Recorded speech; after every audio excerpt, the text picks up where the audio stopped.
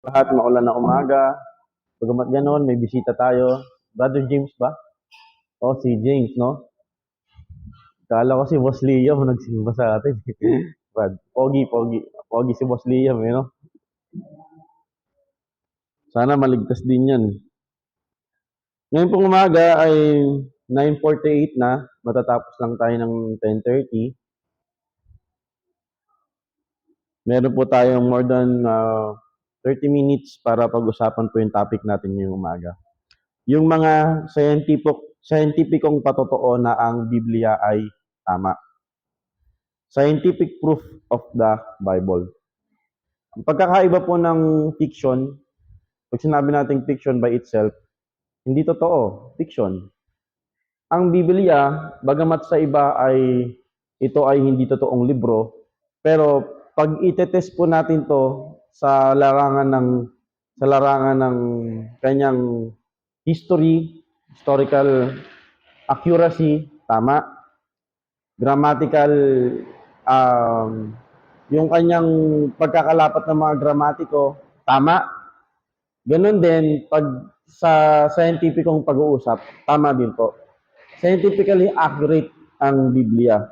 Ulitin po natin, katulad ng mga napag-aralan na natin before, nung pandemic na Sunday School, ang Bible ay hindi science book. Pero every time na ang Bible ay magsasabi patungkol sa science, ito ay accurate or ito ay tama. Bagamat ang sabihin ng sekular na edukasyon ay magkaiba sa sinasabi ng Biblia, palagi pong tama ang sinasabi ng salita ng Diyos. Kung hindi man ngayon, mapapatunayan yan habang ang modernong yung modern science ay nag-a-advance, napapatunayan na ang Biblia ay tama. Whenever the Bible makes a scientific statement, it is always proven correct after man have discovered all the relevant facts. Other religious books contains scientific errors, while on the other hand, the Bible contains no scientific errors in its 66 books. Imaginein mo, kapag ang tao magsulat ka ng 1,000 pages na books, napaka-imposibleng makontradict mo yung sarili mo. Pero ang Biblia, hindi lang siya 1,000 pages or 1,000 words or 1,000 paragraphs. 66 books.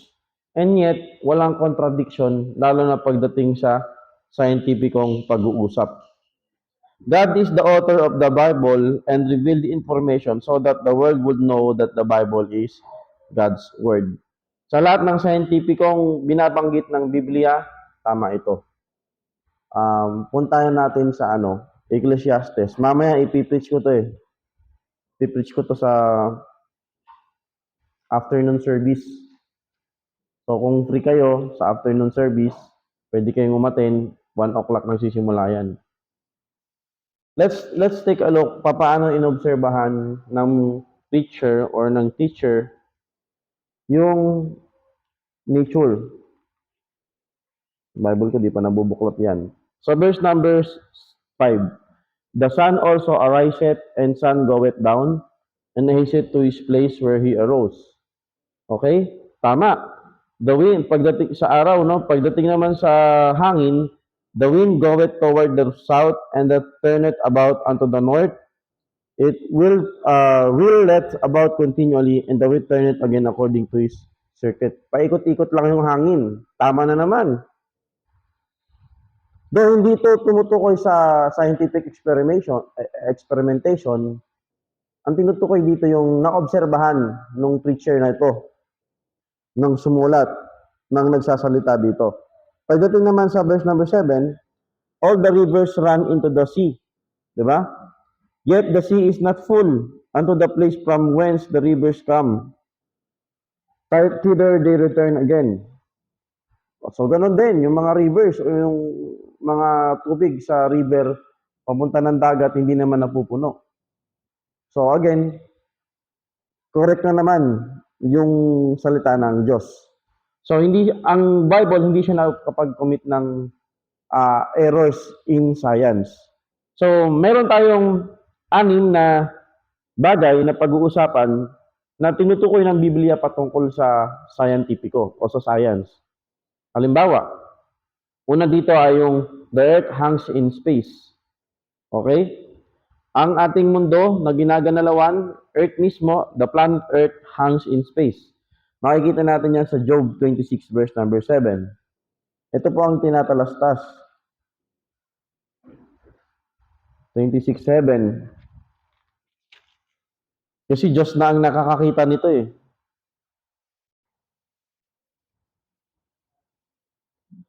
He stretched out the north over the empty place, and hangeth the earth upon nothing. So, ano pong sabi dito? Hangeth the earth upon nothing. Nakalutang yung ating earth sa kawalan. All times expert believe ideas such as the earth sat on the four elephant who stood on a giant turtle who swam in the ocean. So, ang earth daw nakalagay daw sa sa likod ng apat na elepante, at yung elepante nakalagay sa malaking pagong at naglalangoy-langoy sa karagatan. All-time thinkers could not imagine how the earth could hang in the space on nothing. Kasi hindi pa nga ganun ka-advance ang science. Wala pang satellite. Modern technologies tells us that this is what happens due to gravitational attraction between the earth and the sun, giving the appearance that the earth hangs on nothing. So, paano nangyayari to? No, yung tinatawag nating gravitational force at kung ano-ano pa man. Hindi tayo mag-go into details kasi hindi naman to science class. Pero the fact na ito yung sinasabi ng mga tao noon, ito ang mundo, di ba, noong time ni Magellan, natatakot sila mag-explore.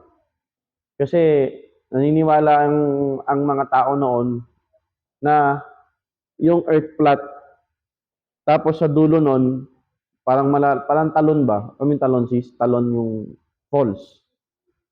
Tapos, pag nahulog yung barko mo doon, hindi ka na makakaakyat ulit kasi kakainin ka na ng mga monster.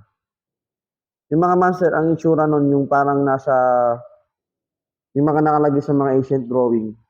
Yung si Jack Sparrow, ano ba palabas yun? Oh, Pirates of the Caribbean. Yun, ganun yung itsura ng mga monster. Tapos hindi ka na makakabalik. Ganun ang pinaniniwala nila.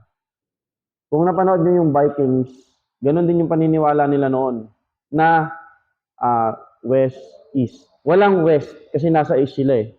Walang lupa sa west. Pero nag-sail sila, natagpuan nila na merong west at mas moderno na. Mas advanced sa kanila. Kasi hindi nila alam yung church, hindi nila alam yung mga pangangalakal at kung ano-ano. So yun yung paniniwala ng old times.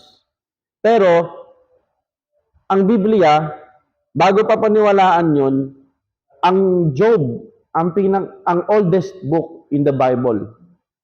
Ulitin ko, hindi Genesis, no? Job. So hindi din natin alam kung sino yung sumulat ng Job. Marami ang sasabi si Job din. Kaya yung mga Muslim, isa sa mga argumento nila na hindi totoo ang Biblia kasi hindi natin alam kung sino yung sumulat. Dapat daw alam kung sino yung sumulat para maging totoo. Yun nga eh, hindi nga natin alam yung sumulat and yet, hindi nagkaroon ng contradiction sa ibang mga books. Okay? So, if Job is the oldest book, ano man paniniwala ang meron noon, kasi si Job, time yan ni time yan ni, nauna pa yan kay Moses, nauna pa yan kay Abraham. Probably, kakatemporary niya sila Abraham, o mas nauna pa or mas late pa. So, tong literature na to, na isinulat na to, na mas matanda pa kay Moses, pinapakita na bago pa magkaroon ng mga konseptong gantong kaisipan, sinasabi na ng Bible na ang earth ay nakalutang. Pero mahirap nga maunawaan yun nang wala pang modernong scientificong explanation. Pero ngayon, maano na. Oh, sige nga, quiz tayo konti. Bakit nagkakaroon ng low tide tsaka high tide? Sino makasagot? Saan? Gravitational force sa moon. Very good. Pag nag-high tide, ano nangyayari? Basta yun na yun. Nasagot na, kailangan mo na explanation. Ang kulit nung ganong quiz, oh. Sinagot mo na, kailangan pa ng explanation. Pero ganun, nag-iiba na ang ano ngayon, educational learnings. Dati, di ba, answer this, bibigyan ka ng 1 to 20 algebra mathematical question. Dati, sasagutan mo. Pero ngayon, isang type mo lang yan sa cmat.com, cymath.com, ipuput mo lang doon yung formula, lalabas na. Kaya iba na ngayon. Ang ginagawa na yun ng mga educator, hindi na ganon. Magbibigay ng formula, magbibigay ng problem, ipe-present mo kung paano yun nakuha. O, hindi kaya ni ChatGPT yun. Ano yun? Magkalagay ka dito, tapos ano, paano kung tatanungin ka ng teacher mo, paano mo nakuha yan? Anong ano yan? So, iba na, nag-iiba na yung panahon ng ano, kasi nga dahil sa mga AI, artificial intelligence. Meron pang gumawa, may ginawa ngayon si Google katapat kay ChatGPT si Brad. Si Brad ba? Si Broid o si Brad? Kalimutan ko. Basta yon. Pero hindi siya accurate Kasi sabi ko, anong weather ng Kainta ngayon? Sabi niya, hindi daw uulan. Umuulan nga. Wala,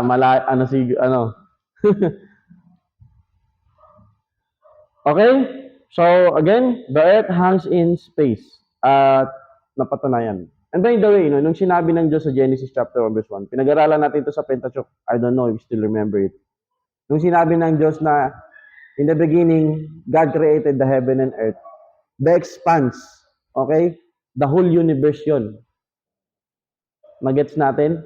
Kasi may paniniwala na, in the beginning, God created the heaven and the earth. Parang yun lang daw yung conclusion. Pagdating ng verse number 2, tsaka na dinitalye kung paano niya ginawa yung heaven and earth. Hindi.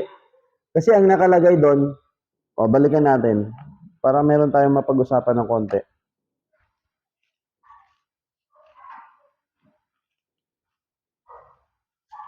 Ang sabi ng, anong tawag doon sa grammar, yung sa mga words na duktungan? Yung, ano ba yung fanboys? Ay, hindi. Ano yung ano? Yung and, anong tawag sa ganun? Yung mga duktungang salita. Conjunctions. Yung end conjunction yan, di ba? O, tignan mo. Verse number 2. Verse number 1. In the beginning, God created the heaven and earth, and the earth was without form and void. Meaning, nung ginawa ng Diyos nung simula, so Diyos lang ang nag-exist. Nothing lahat. Pera lang sa Diyos. And then, God created the heavens. Boom. The whole expanse of the universe. And the earth. Nagets mo, sis? Pero yung earth, and the earth was without form. Nung ginawa niya yung earth, hindi pa yung earth na alam natin earth sa Genesis chapter 3, na meron ng Garden of Eden, meron ng lahat. Hindi ganon. Nung ginawa niya yung earth, ang sabi dito, without form, wala pa siyang forma. And void. Pag sinabi nating void, hindi yung void na nakurap. Mali yun. Pag sinabi mong void, ay nakurap. Kasi kaya nila ginagamit yung gapture dito. Na eto, in the beginning, God created the heaven and earth. Anong pagkatapos? Period, di ba? Sabi, yan, kompleto na yan. Pagdating ng verse number 2, and the earth was without form and void. Anong nangyari daw dyan? Naging void na corrupt. Nasira daw yung earth. Pero pag babalikan mo yung Hebrew, tohu and bohu, tohu, without form and void, bohu, meaning empty. Ibig sabihin, nung ginawa ng Diyos ang langit at lupa, nung ginawa ng Diyos ang langit and earth, kasi, paano mo i-translate yung earth, di ba? So, lupa talaga. Pero yung earth na alam natin, the globe. Nung ginawa ng Diyos ang langit at lupa, boom. It is without form. Hindi natin kung anong form kasi without form. Tohu. From the idea of in Hebrew. And bohu. Void. Ibig sabihin, empty. Wala pa. Kaya pagdating and darkness was upon the face of the deep. And the Spirit of God moved upon the face of the waters. Bakit may waters na? Ibig sabihin, imagine niyo nothingness, andun ng Diyos. He create the whole expanse of the universe. Boom. No? Pero hindi yun yung universe na alam natin ngayon. Kasi, sa binasa natin kanina sa Job chapter 26, nai-stretch daw. Ano doon? Balikan natin. Ibang scientificong pag-uusap pa yan eh. Makinig kayo. Ano to, medyo malalim na pag-aaral pero sa biyaya ng Panginoon, maunawaan natin. He stretched out to the north over the empty place. Ngayon, before ang mga scientists, hindi nila maintindihan na nag-i-stretch yung universe na sinasabi ng Biblia. Pero, ang modern science, nito lang, 19th century, napatunayan na kung ano yung universe na alam natin, hindi yun lang yun, nag-i-expansion, nag-i-stretch. Habang tumatagal, pa-expand yung universe. So imagine mo, nung ginawa ng Diyos ang langit at lupa, yung the expanse of the whole universe, boom. Yun lang yun, ano? Tapos habang tumatagal, pa-expand yun ng pa-expand. So, ganon, mga kapatid. And then, waters, kaya pagdating sa mga following verses, pinag-ipon-ipon ng Diyos yung mga tubig, tapos pinalabas niya yung malaking tipak ng lupa. Kung very detail niyo yan pag-aralan. Kaya nga yung sinasabi lang yung theory of Pangea. No? Na ang Earth daw dati ay isang malaking tipak lang ng lupa. At kaya lang nagkaroon ng pagkakahati-hati because of catastrophe, which is Noah's flood. Next, the Earth hangs in space. May tanong ba tayo doon? So, ang gravitation sa Bible, it follows the gravitational attraction. And number 2, Earth at any time is part day and night. Nakita mo yan? The second coming of our Lord Jesus Christ interrupts people sleeping at night and interrupts others in the daytime grinding at the mill, working in the field. Hindi na natin gagamitin yung example dito. Babalik ulit tayo sa Genesis. Ngayon, naniniwala tayo bilang mga Bible believers, Baptist. Tignan niyo yung word na, and God said, verse number 3, let there be light, and there was light. So, meron ng ilaw. So, the earth, the whole universe, and then God created light. And God saw the light, and it was good. And God divided the light from darkness. And God called the light, the first appearance of day in the Bible is in verse number 5. Okay? And God called the light what? Day. And the darkness He called night. And the evening and the morning were the first day. Now yung word na day dito, maraming nako-confuse. Bakit? Kasi sabi nila yung day dito 1,000 years. Kasi yung isang araw daw sa Panginoon ay 1,000 at ang 1,000 sa Panginoon ay isang araw. Kaya daw ito 1,000 years. Ibig sabihin yung day 1 nung ginawa ng Diyos ang liwanag, 1,000 years muna ang lumipas. Mali po 'yon. Nung sinabi sa Peter that one day to the Lord is 1,000 and 1,000 is one day, ang ibig sabihin lang noon, there was a time that time was being created. Okay? Anong sabi ni Stephen Hawking? Lahat ng scientists naniniwala na mayroong pinagsimulahan ang time. Time doesn't always exist.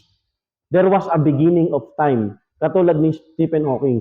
Kaso nga lang, nagkamali siya na ang simula ng time ay sa black hole. Kasi nga 80s siya.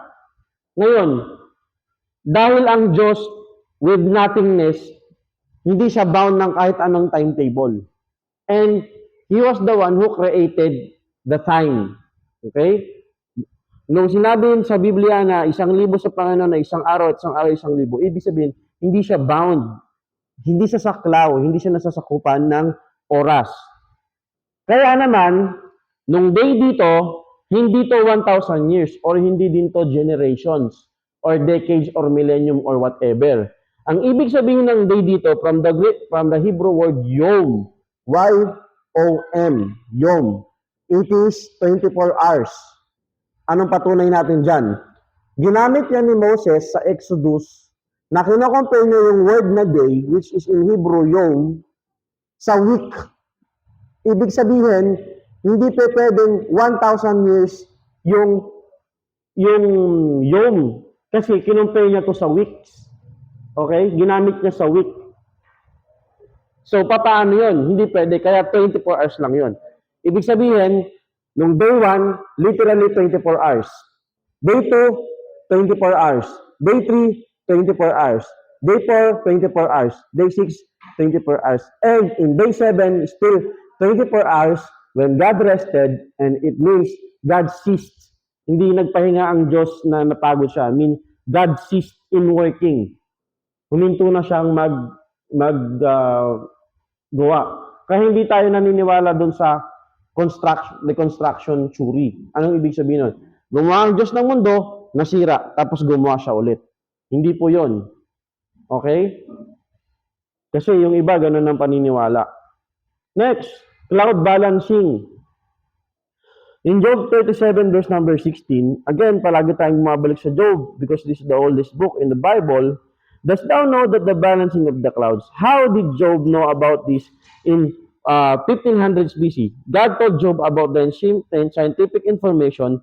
Clouds are floating in the air, balanced by two forces, gravity pulling the clouds downwards and warm air pushing the clouds upward. So we will not go into detail, again, kasi hindi naman tayo to science class.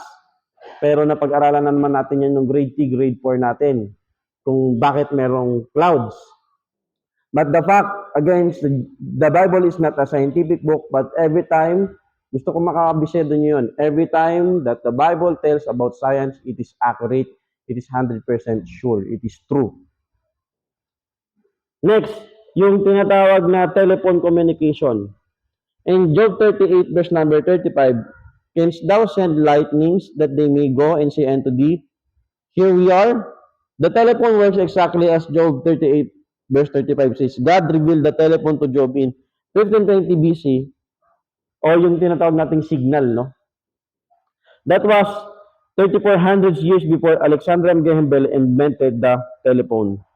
When we dial a telephone number, or a cell phone number, an electric current or lightnings or electricity as we know it moves through a wire to our loved one's phone which rings a bell. Today we use wireless phones and hear conversation anywhere in the world. So andyan naman itong pumapasok yung sa air. Kaya yung ibang mga preacher, sabi nila sa Ephesians chapter 1, Ephesians chapter 2 verse number 2, yung the spirit now that worketh in the balikan natin, nakalimutan ko yung term. Ephesians chapter 2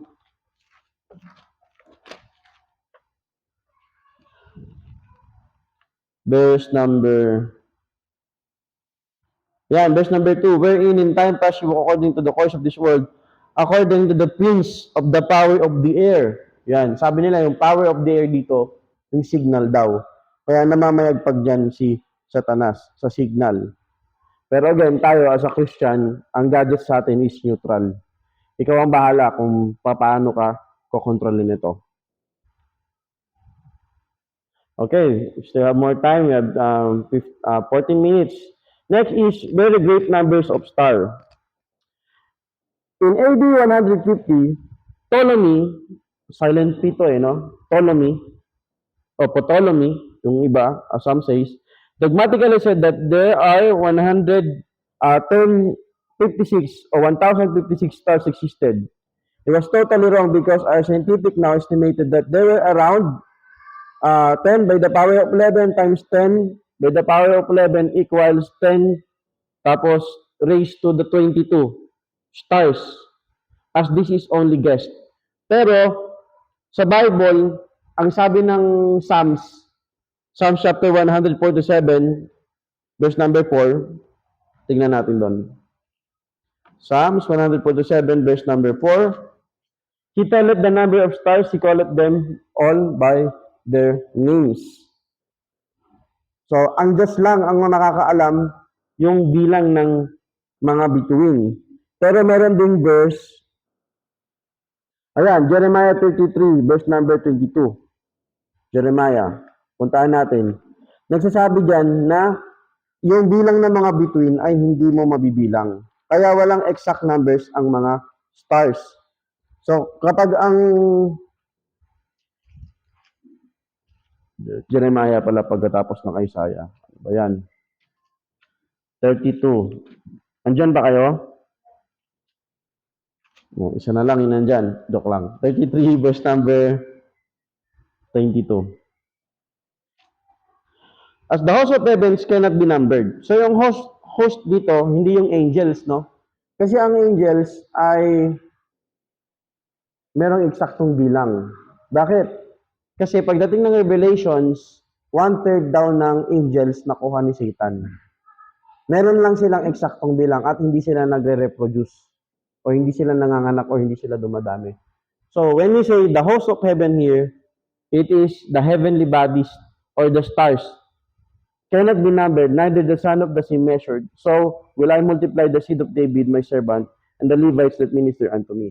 So dito naman, gumagamit si Lord ng hyperbole. No? Siyempre, alam natin, mabibilang natin yung tao. Pero ibig sabihin, ganun ine-exage Lord na yung promise niya kay Abraham ay tutuparin niya. Pero punta tayo dun sa, ang mga stars daw ay hindi pwedeng mabilang. Kasi habang nagkakaroon ng modernong science,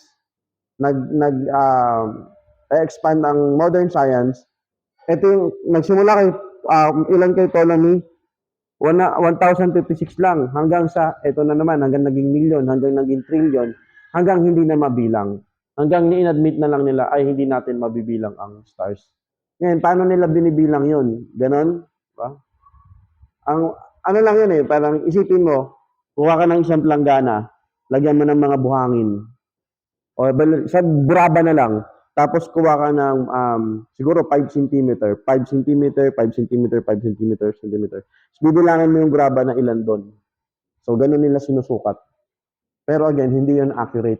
Kasi nga, ang ating solar system ay nasa loob lang ng Milky Way, at ang Milky Way nasa loob lang ng isang malaking universe, at yung malaking universe na yun, nasa isang loob lang ng malaking universe hanggang sa hindi mo na mabilang. Bakit? Kasi nag-expand ang ating universe. Meron bang tanong doon?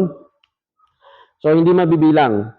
Pagdating naman Psalms 107 verse number 4, sinabi doon na alam ng Diyos yung pangalan ng mga stars. Ang sa science, sa zodiac, sa horoscope, naubusan nila sila ng ipapangalan sa mga stars. Constellation. Pag sinabi mo constellation, the cluster of stars. No? Kaya nabuo yung mga zodiac natin. Yung the belt of zodiac, no? Yung itong solar system natin, binabasa yung movement ng mga stars.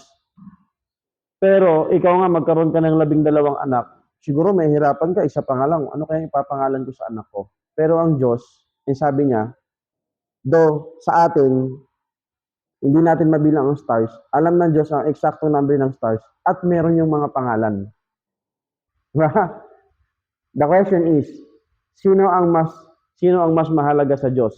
Yung star na merong pangalan, pinangalanan niya, o ikaw na nung ginawa ka, nung ginawa niyo sa fourth day yung mga stars, sabi niya lang, it was good.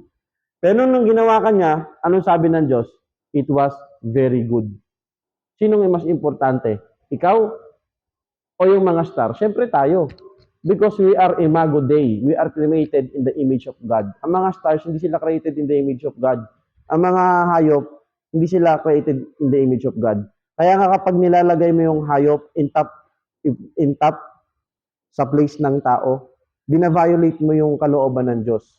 Kasi ang pagkain ng aso, mas masarap kaysa sa tao. Bibili ka ng corned beef, pagkain ng aso mo, tapos ikaw, asin lang, tsaka tubig. Hindi yun kalooban ni Lord. Kasi yung mga hayop, hindi sila created in the image of God. Pero hindi ibig sabihin, lalagyan na natin sila ng helmet na lata. Di ba? Diba? Yung pusa, lalagyan mo ng helmet, di ba? Ginawa mong helmet yung ano. Mali naman yun. Ano mo naman, inaano naman yung creation ng Diyos. Ginawa ka niyang ang tagapangalaga. So yung mga lata ng sardinas, huwag niyong gawing helmet sa pusa. Di ba? Tsaka kukuha kayo ng kahoy na may pa-letter Y, tapos sasakalin niyo yung pusa. Mali naman yun. So, dapat balance lang. Next. Ano pa? Pero marami pang scientific proof, no? Bago tayo pumunta sa last. Halimbawa, yung may pagkakataon, kaya meron tayong tinatawag na miracle. Ibig sabihin ng miracle, outside of natural phenomena. may pagkakataon na ang Diyos, binibreak niya yung law of science. Halimbawa, nung si Mary, virgin birth, paano nanganak na hindi sinipingan ng lalaki? Di ba? Walang fertilization. Okay? Binrake niya yung ganong law. O, bakit? Lawbreaker na ba si Lord? Hindi. Kasi siya yung gumawa ng law. No? Siya yung gumawa ng law. Ano pa? Yung Red Sea, hinati niya. Yung Jordan River, hinati niya. Yung araw, pinatigil niya. Sabi doon, sun, di ba? Stood still. Ano bang ibig sabihin nun? Pinag-aaralan natin sa Bible School, di ba? Pero ang ibig sabihin nun, huminto yung oras. Kaya nung inaaral nila yung bilang ng mga araw, bakit merong kulang na isang araw? Or sobra? Parang ganun. So marami pa. Next is yung last but not the least, tayo naniniwala tayo as Bible-believing Baptist. Hindi tayo naniniwala na ang earth flat. Okay? Ngayon, yung mga flat earthers, isa lang yan eh. Parang evolution lang yan eh. Ayaw ng tao maging accountable sa Diyos. Kaya gumawa sila ng isang doktrina na inaalis ang Diyos sa picture. Evolution. Ngayon, sinasabi ng Biblia na ang earth spherical. Globe. Ngayon kasi ang explanation nila ng spherical, ganito. Dati, di ba, imagine mo, ang paniniwala lang nila dati, na-evolve kasi dati, ang paniniwala lang nila, flat na ganyan. Flat. Pero ngayon, paano yung sinabi sa Bible na buksan natin sa Isaiah 40:22?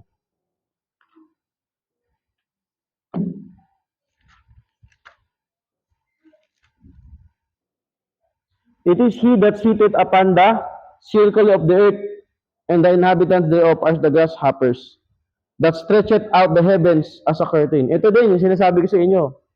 The heavens or the universe is expanding. Itong verse na to, hindi lang sa Job. Pagsama itong Isaiah 40:22. And spreadeth them out as a tent to dwell in. Pero punta tayo doon, is he that sitteth upon the circle of the earth. So, ang paliwanag naman nila dyan, imagine niyo parang ganito. Imagine niyo plato to, plato. Pero flat. Sphere, circle, pero flat. Balusot pa din. Pero hindi. Hindi natin pwedeng i-discredit yung nagawa ng modernong science at so sinasabi ng Bible. So anong motive nila? Katulad lang din ng motive ng evolution. Gustong i-discredit yung salita ng Diyos. Okay?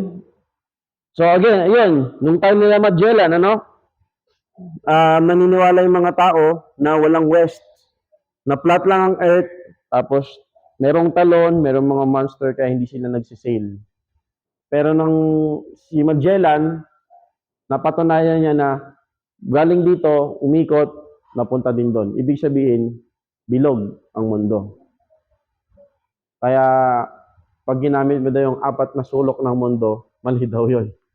Hahanapin kita sa apat na sulok ang mundo kasi sphere daw ang globe. So, marami pa mga kapatid. Hindi lang scientific proof. Siguro susunod yung grammatical proof of the Bible, historical proof of the Bible, magandang pag-aaral yan. Kasi sa Book of Mormon, maraming grammatical error. Sa Quran, maraming grammatical error.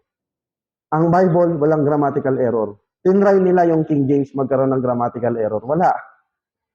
Wala. Kahit sinong expert ang tumingin, hindi nagka-commit ng grammar error ang Biblia. Sa history, akala nila hindi totoo. Ngayon, yung archaeology, ang ganda nga eh. Kaya yung mga babae, mag-aral kayo, kung gusto nyo, mag-co-root. Siguro, archaeologist ka. Kasi naghuhukay yun. Mga babae kasi magaling maghukay daw ng nakaraan. Diba? Sabi sa memes. Sabi si memes ni Brother Ryan Bart. Habang nakaka-discover sila, dati yung name na Nebuchadnezzar, hindi nag-a-appear yan saan mang archaeology discovery. Pero, kasi sinabi, merong Nebuchadnezzar. Wala naman nag-exist na Nebuchadnezzar. Tapos may nahukay sila, may Nebuchadnezzar pala sa mga inscription. So, paano yan? Palaging papatunayan. Kaya nga merong merong mga naniniwala na yung Noah's Ark daw, intact pa siya. Tinago daw ng Diyos. Parang Garden of Eden, tinago. Pagdating ng millennium, bababa ulit. Tapos makakakain ulit tayo ng Tree of Life. Na pag sumakit yung tiyan natin, kakainin natin, mawawala na yung sakit ng tiyan natin.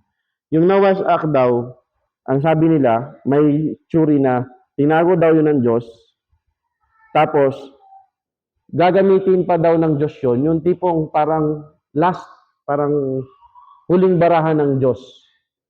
Na yung mga atheist, mga agnostic, skeptic, huling alas daw ng Diyos na, ito, totoo ang Noah's Ark. Kasi nga, ang hirap patunayan ng Noah's Ark para sa kanila. Pero pag napakita, ito yung sinasabi ng Biblia naman, ito yan, na-discover na.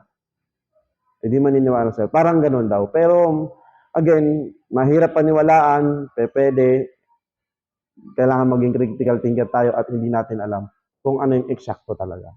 Pero, doon sa Middle East, merong tourist spot dyan. Siguro kung marami na tayong pera. Pero ngayon, parang ang hirap maka-access doon sa NUAS. Kasi NUA. NUA yung NUA Ark.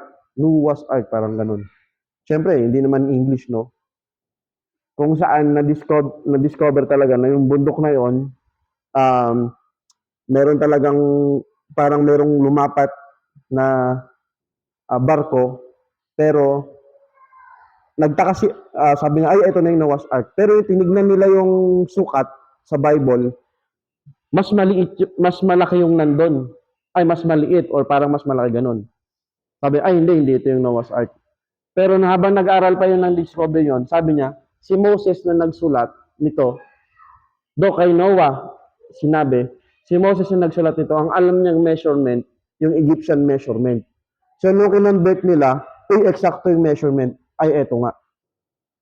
Hanggang dinig na nila yon. Nakakita sila ng mga, parang may pattern ng mga nakukay ng mga metals or whatever. So, hindi lang siya yung may pattern yung ito yung Noah's Ark. Kaya inaccept na nila yon. Okay? With that, tayo po ay tapos na. Meron kayong tanong? Mag-aral kayo sa Bible School. May tanong nyo lang po palagi. Let's all stand up and let's pray. Ganun po ang ating Sunday School offering. Father God in heaven, thank you for this day. Thank you for your love, grace, and mercy. And we believe that the Bible is true, scientifically. Patagin niyo pong pinapatunayan sa amin. And experientially, Lord, nandyan po kayo sa aming buhay. Though at times na kami po ay hindi faithful, lagi po kayong tapat sa amin. Thank you, Lord, sa mga pagkakataong pinapatunayan niyo po na kayo ay totoo, kayo po ay Diyos, at hindi niyo po kami iwan. Thank you po sa amin ng pag-aralan at kay Pastor Bong na nag-compile nito.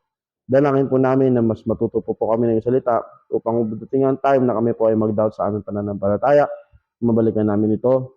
Someone will ask us, Lord, mayroon po kami masasabi. At kami po ay accountable sa inyo na mag-aral ng inyong salita. At kung paano po namin didepensahan ang Kristiyanong pananampalataya. Father, we pray that you bless us as we have our morning worship service and empower our future. Protect Pastor Bong and Preacher Rap as they travel sa Laguna. Maraming salamat, Ama. Bless our Sunday School offering. We thank you as the most precious name of our Lord Jesus Christ. Amen. Amen. After